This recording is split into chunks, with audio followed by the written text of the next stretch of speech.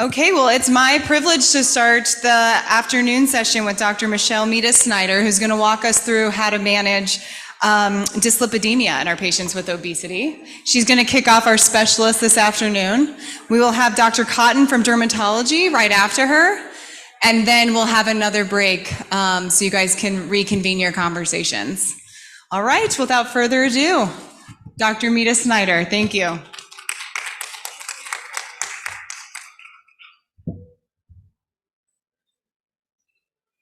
So happy to talk to you about lipids today. The combined dyslipidemia of obesity is a little bit of a different kind of hyperlipidemia. And it's about more than preventing obesity, as you might, okay, is that good? As you might already surmise from everything we've been talking about.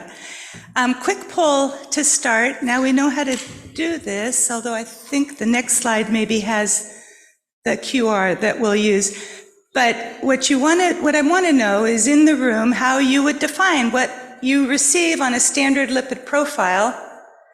What constitutes what we're talking about right now, the combined dyslipidemia of obesity, or more appropriately, central obesity? Is it elevated triglyceride and low HDL? Together with central obesity, that's the metabolic syndrome. Is it elevated triglyceride, low HDL, and elevated LDL? Or just LDL and elevated triglyceride? Or just elevated LDL and low HDL? Or one of those three in isolation, or all of the above? It's a little tricky because you can't see those at the same, or maybe you can. I'll go back to it as soon as everyone's got the QR. Do you have the QR now? Or I guess it tells you in their phone. In any event, we'll circle back and ask after we've talked about it how you would define it. Everybody pretty much registered an opinion on this, and we put some skin in the game. We'll see what people vote. All right, so close to half of this room is going for all of the above. And then we'll see if I can convince everyone else. That's what we're going to see. It's a chameleon. It can present many ways in our kids, but it's not ambiguous when you see it, as you'll come to understand, I hope. The goals are to review definitions and the prevalence of this problem of combined dyslipidemia. What does it tell us, and what can we do now, and what are our possible future treatment strategies? So to be fair, we have to start with a little bit of basic definition about what we're actually measuring when we do a lipid profile. They take a deciliter of blood, break it all down, and tell you how much cholesterol is in there, how much triglyceride is in there, neither of which ever travels alone. They only travel in lipoproteins, and then they'll tell you how much of that cholesterol is actually inside an HDL lipoprotein. But HDL, like every lipoprotein, carries a lot more than cholesterol.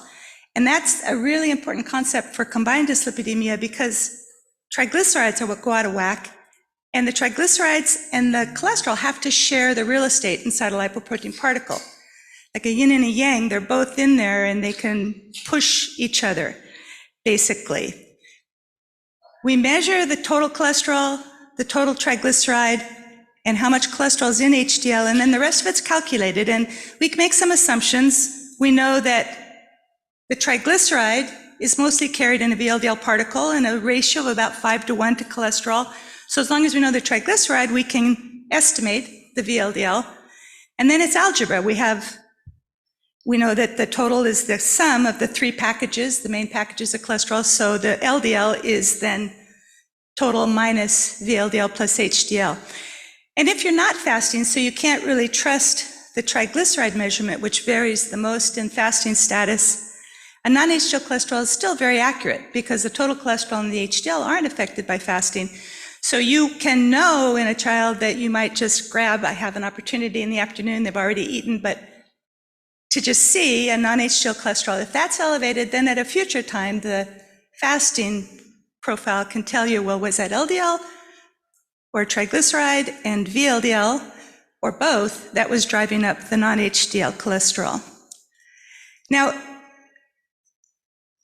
we all got very cholesterol-centric before the obesity epidemic. So all of this is about the C's, right? The LDL-C, the HDL-C, the VLDL-C. Triglycerides are in all those lipoproteins too. They just tell us the total. They don't tell us how much is in each of the lipoproteins, but it does make a big difference. And it may seem like getting down into the weeds, but it's an important concept and fairly relevant to the fact that we're all now metabolizing our lunch. The triglyceride pool that comes from both fat and carbohydrate that we eat, if it's not processed properly in an insulin-sensitive metabolism, will build up. When it is processed properly, most of the cholesterol is going to end up being your LDL. HDL is always a smaller number. Even a healthy HDL is about half of your LDL. And then the VLDL kind of just goes away if you clear your fasting triglycerides. What we're talking about today is what happens with a high triglyceride pool, where you've impaired the clearance of triglyceride, either that comes through the diet or that comes endogenously from breakdown. And everything changes because now a larger VLDL particle has to deal with all those triglyceride-rich remnants, and they're not cleared as well. The lipases go after the triglyceride and start whittling away the size of the lipoprotein. It becomes smaller, more dense. The smaller, more dense LDL particles don't respond as well to the LDL receptor as a larger particle. They're not cleared as well, so they circulate longer. It's like breaking curfew. They're just likely to cause more trouble, going round and round and round in the vasculature without getting cleared, and they do. Those are highly atherogenic particles in the vessel wall. And the same thing happens to HDL, whereas in an insulin-sensitive metabolism, you end up with large LDL cleared by the receptor, large HDL, lots of cholesterol held in the large HDL particle. You see that normal lipid profile. In an insulin-resistant metabolism, you end up with smaller LDL particles. You may not see it reflected in the LDL cholesterol because those are cholesterol-poor particles, but they're very atherogenic. And you know they're there if the triglycerides are high and the HDL is low, whereas the small LDL circulates round and round and round. It doesn't get cleared as well. The small HDL is cleared faster. They clear faster through the kidneys, so that drives down the HDL cholesterol level. Enough of that.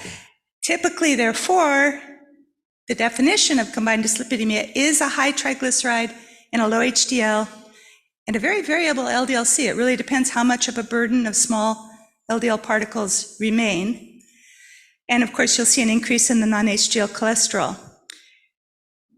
However, in any affected child, as almost half of you realized, because so much affects lipid metabolism, whether it's what they've just eaten in the last 24 hours, or they have an acute infection, or they haven't got a good sleep pattern. There's so many things can affect lipid metabolism. You might see any variation on the above theme, literally any variation on the above theme. But any of those variants, high triglyceride, low HDL, high-ish or not, LDL, or all the above, together with central adiposity, and particularly if there's any family history of type 2 diabetes, you can be pretty sure you're dealing with combined dyslipidemia. And with that broad kind of definition, the CDC, focusing on non-HDL cholesterol elevation or low HDL, which are two sides of the same coin, identified dyslipidemia in 1 in 5 US children. And if you look at children with obesity, it's up to 43%.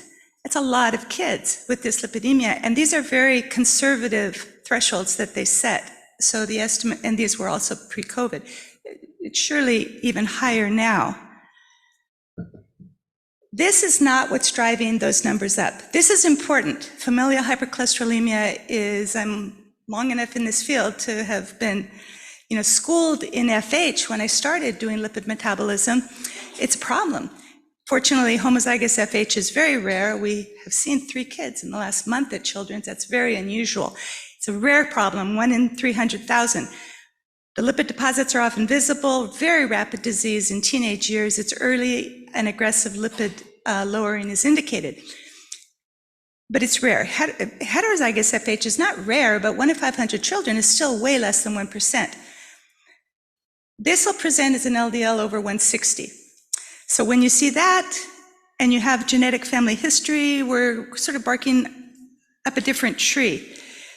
What's driving the numbers that I just showed from the CDC is what we're talking about today, combined dyslipidemia. Effectively the metabolic syndrome, where you have central weight distribution, and one number tells you that, and there's many arguments about what's the appropriate way to measure waist circumference, but the belly button works because you can find it every time. You can even do it over a t-shirt. Kids can tell you from proprioception, it's right here, if they're sensitive about this. And you can go back to the same place and assess how that changes as height changes. And the waist to height ratio, very sensitively, is normal in terms of cardiometabolic risk between 40 and 50%. Over 50%, you start to have a much more sensitive predictor than BMI for cardiometabolic risk. And cardiometabolic risk, first and foremost, is the combined dyslipidemia that we've already defined, high triglyceride, low HDL. And this turns out from the Princeton Lipid Research Clinic study that happened 40 years ago. The numbers that we base our standard lipid norms on are the Lipid Research Clinic data in pediatric and adult cases. They've followed those kids now for 40 years, and it's the combined dyslipidemia, high triglyceride and low HDL, that predicts most of the middle-aged heart disease. Yes, high LDL cholesterol in the FH range predicts heart disease, but it's rare. So most of the heart disease in middle age is predicted by combined dyslipidemia. It's the first pediatric predictor of adult cardiovascular disease that we have, and we know it's important. And it's sometimes also associated with hypertension, because those little small particles that go around like BBs in the vasculature and hit the vessel wall and thicken the lining, stiffen the lining of vessels and raise blood pressure. And usually we don't see hyperglycemia, the fifth criterion of the metabolic syndrome. We see hyperinsulinism and acanthosis in kids. And if you look at the ALT, it's not a particularly sensitive indicator of fatty liver. I think central weight distribution is a better indicator, because fat distribution in the liver enlarges the liver and pushes out against all the viscera and gives you that central adiposity. But some people think it should be part of the definition of metabolic syndrome because it's so prevalent. As you know, all that triglyceride that's going up when insulin's not working properly is going to the liver for processing, as we just saw, and causing fatty liver. So it won't surprise now to know that when more than 2,000 healthy, and that was the name of it wasn't an acronym, it was just the name of the study that NADDK funded, the HEALTHY trial. Healthy sixth graders were assessed there was a 2-year intervention to try to prevent obesity, school-based intervention, multi-site around the country. But we looked at their lipids at baseline, and 2/3 of the variation in LDL particles could be predicted by everything we've just talked about: waist circumference, triglyceride HDL ratio, non-HDL cholesterol, and HOMA-IR is just an estimate of insulin resistance that uses fasting insulin and glucose to assess. Basically, the take-home here is that the same LDL cholesterol poses a very different burden in the vessel, because you could have a very different number of LDL particles depending on how many particles it takes to hold that much cholesterol. When the triglycerides are high, and the ratio that starts to show this significant difference is over 2.5, it's a little lower too in females who generally have higher HDL, and African American males who generally have lower triglycerides for other genetic reasons. When that ratio starts to creep up, so do the small particles, and thereby increasing the effective LDL burden at a less remarkable LDL cholesterol. Why does it happen? Well, it really comes back to fat going rogue. Cardiometabolic risk is a partial lipodystrophy. If you've ever seen a child with congenital lipodystrophy, they're not fat. They look like little gymnasts, but any excess calories have nowhere healthy to go. They don't make fat cells. Thereby, the fat goes rogue into ectopic stores. That's an extreme example of impaired capacity to store excess calories. But we're all somewhere on the curve, you'll see in the next slide, of how much we can store excess calories. And the sooner we spill over, shown on the top here, beyond what our own adipose birthright, what we're born with in terms of adipose capacity, can handle, the sooner the lipids spill over into ectopic stores associated with insulin resistance and a deteriorated cardiometabolic risk profile, first and foremost, the combined dyslipidemia. If fat cells can become hyperplastic and handle the excess calories, you don't have that lipid spillover.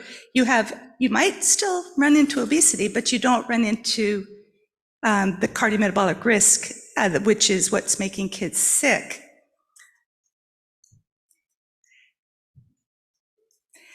As I said, we all have a certain capacity that we're born with. And this was really nicely illustrated in this study where 419 healthy young adults, so no one had diabetes, no one even had diagnosed insulin resistance, at a range of BMIs, and body fat is what they measured across the x-axis here, all had fat biopsies. And they took their history of diabetes. There was impaired subcutaneous adipogenesis and hypertrophy at a lower total body fat for those participants with a family history of diabetes, shown in red. Basically, their fat cell volume goes up on the y-axis way before their total body fat went up along the x-axis. They got into cardiometabolic risk sooner, like a partial lipodystrophy. We're all somewhere on this curve, and it's probably influenced a little by lifestyle, but largely we're born with that. It's how our metabolism is going to roll. We can think of lipids as a metabolic signpost, therefore, at least I do as a lipidologist, of a bigger problem than preventing heart disease. It is that's important. It's still the biggest killer, even during COVID years, in America and globally, is a preventable disease. But it's a signpost for a lot of cardiometabolic risk. Just the triglyceride HDL ratio strongly predicts insulin resistance in both adults and youth, 2 studies cited here. The triglyceride and HDL levels and small LDL, when that's measured with advanced lipid phenotyping, were the strongest predictors of diabetes in the large, robust women's health study over 12 years. And they excluded the people who were already at risk for diabetes on the basis of hemoglobin A1C criteria. And what we call the LPIR, it's a lipid phenotype score that's weighted for small LDLP, proved over 20 years in that same women's health study to be the strongest, not strongest, but as strong a predictor of type 2 diabetes as hemoglobin A1C. When the 2011 lipid screening guidelines were written, they didn't talk about LDL particles, but that was already appreciated to be driving more risk at lower LDL cholesterol, as you can appreciate. So they incorporated these guidelines where when you're going to cross the threshold of treating beyond lifestyle management, you have your moderate and high risk factors. And those factors basically tell you when you're at higher risk for small LDL. So moving, the standards are for cholesterol are in that 2011 statement, and putting your attention to the right, the pharma thresholds, when you would add to lifestyle therapy, pharmacologic lipid-lowering therapy, if it's over 190, you're in FH territory. You don't need other risk factors after age 8 to 10. But at 160, we'd ask for a high or 2 moderate. Over 130, we'd want 2 high or 1 high and 2 moderate risk factors, which are basically telling us there's more LDL particles in there at a lower LDL cholesterol. That's why this formula works. Thinking about that, in a couple of examples, 2 12-year-olds, they could be males or females, the same total cholesterol and LDL cholesterol, 195 and 130. They get your attention because the LDL is 130, but their triglyceride changes everything. One child is in overweight range, but very athletic, normal waist to height ratio, a lot of muscle. No family history of early heart disease, which is the risk factor, not late heart disease, because a lot of people have late heart disease, unfortunately, and a normal fasting triglycerides. So the triglyceride HDL ratio is less than 1.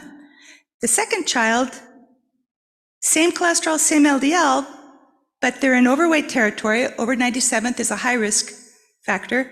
They have a family history of both early heart disease and diabetes, high waist to height ratio, and a very high triglycerides, which drives down the HDL. You know why now, and that drives way up that triglyceride HDL ratio, lots of small LDL. That child would qualify by current criteria for adjunct medication, but you first want to try 6 months of lifestyle. Just highlighting the risk factors. Another 12-year-old at the cusp of these defined thresholds, I just mentioned because this one might go under the radar screen and you'll say, well, I'll check again next year. But the triglyceride HDL ratio is already high. The numbers aren't scary, but look at common triggers. What's driving this? Has there been a recent acceleration of weight gain? Is it just a bad diet? And now they've added the physiologic insulin resistance of puberty to an all-American diet. Are they on a second generation psychotropic medication? Some of the things we've talked about that can drive insulin resistance. If you catch it early, it's easier to stop this from crossing over to high risk. Everybody qualifies for a heart-healthy diet. I don't have to belabor this, you know it, but it works. And I try to make it positive for kids because it's an upgrade in the quality of their carbohydrate and in the quality of the fat. And I can tell you, until more than 1% of kids by NHANES as well as American Heart Association data are eating this way, we have to keep emphasizing this. It's very rare for kids to eat this way, and we know that it is the polyphenolics in fruits and vegetables and whole grains. It is the essential fatty acids in healthy sources of fat that best fuel mitochondrial function and allow us to retain insulin sensitivity. We accept that triglycerides go up and people become insulin resistant with age, but they don't have to. It's not a given. If you maintained a heart-healthy diet, you can retain insulin sensitivity. And similarly, an upgrade in the quality of protein, whereas we need more fruits and vegetables, more healthy fats in kids' diets. Most kids get plenty of protein, but not necessarily the highest quality. You can think flexitarian, beans, high fiber protein, and of course the omega-3 fats. Sometimes, many times, we've talked about how hard it is for people to adhere to those dietary guidelines. There's so many barriers. And it might just be kids don't like fish, but that more often they don't have access to it. An omega-3 fatty acid supplement is a very good nutraceutical for triglyceride lowering. Lovasa is the gold standard, 90% bioactive DHA and EPA. The SEPA is just EPA. Those are very expensive. If you can get them covered, great, but usually you can't. And there are now over-the-counter preps that are pharma grade, more affordable, even algal sourced, that's how the fish get it, even algal sourced versions that are pure DHA that achieve triglyceride lowering as shown in this study here, the same way eating salmon once or twice a week would achieve if kids were so inclined. So 6 months of lifestyle in our world today, everyone practiced it. And in clinic, kids do sometimes, not always, so many barriers. The first and the third child had great improvements. You can see them written out, but they already were not eligible for medication. They were just eligible for lifestyle. You tell them you're doing great. You've both brought your triglyceride HDL ratio into normal range, good LDL particle metabolism. Keep it up. This is forever therapy. This is not Okay, go back to the way you were. The second child has also made progress, and this is what's just so devastating. It's walking more, and that's hard when you're insulin resistant. We tell these kids, go exercise, and they have no energy to do it. Their energy's not working right. But they lost some BMI points, they lost some waist measure, and improved their triglycerides by 25%. The HDL rose comparably.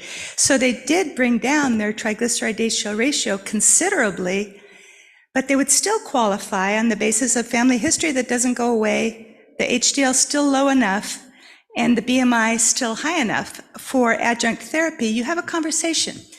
You know, do you want to add statin? It's justified, it could help, but you're making progress. Do you want to try lifestyle again? Many families will say, let me double down. I can keep doing this. If kids develop more insulin sensitivity, they have more energy to keep doing it, and they want to. They want to feel that way because it feels good. It's not just about preventing heart disease later, it's about feeling better now for them. And this study just shows, extended out to 9 months, there was good improvement in combined dyslipidemia with lifestyle, only modest change in BMI. We set the bar high, and I'm in the final minutes I'm not gonna talk a lot about statins because we set the bar really high for adjunct statin therapy. When it's crossed, they are effective in lowering both cholesterol and particles. They have pleiotropic anti-inflammatory effects that are credited with some of the triglyceride lowering. They're very safe in children, even when there's NAFLD. But the potential for lifelong type diabetes risk needs to be better understood because that's been looked at exhaustively in adults, and it's real. Statins raise the risk of type 2 diabetes, but the cost-benefit ratio of preventing heart disease outweighs the risk of diabetes in adults. We don't know that in children. They could have a much longer exposure. These are high-risk children for diabetes. We know in FH, early and sustained statin therapy improves 20-year outcomes. This is the kind of work only the Scandinavians can do because they have cradle-to-grave epidemiology, and they treat FH aggressively from early age. And the children with FH who started at age 8 to 10 with statins, shown in red, had less cardiovascular events on the left and less mortality on the right than their parents who started, same phenotype, who started in adulthood. But that's FH. We don't know that longitudinal data in kids. We're looking short term right now in a study that just finished, so I don't have the results yet, but they're starting analysis, a trial called the Dyslipidemia Obesity in Teens study to find specifically what is the effect of statin on vascular health with short-term measures, arterial stiffness and carotid intermediate thickness, over 2 years. And importantly, what's the safety? Looking really rigorously at glucoregulatory standards, as well as the lipid phenotype. So we'll know more soon on that. Meanwhile, lifestyle is always safe and effective. So in summary, it's prevalent, combined dyslipidemia. It's an early indicator of an insulin-resistant metabolism, maybe earlier than anything else that we have readily available right now. So don't dismiss it just because the LDL is normal. Look at why this is happening in your patient and what can you do about it. We can prevent a lot of the consequences downstream if we do something about it earlier. It responds to underutilized insulin-sensitizing lifestyle behaviors, and statins may be indicated when lifestyle proves inadequate. The jury is still out on the long-term consequences there. Thank you for your attention and care of our region's children. Oh, I should ask, what would you answer now? We won't put the poll back up because time's short, but A to E, all of the above, right? It's a very sneaky dyslipidemia, but perhaps the thing you see most often is just a low HDL, and then sometimes the other baggage will come along. Thank you.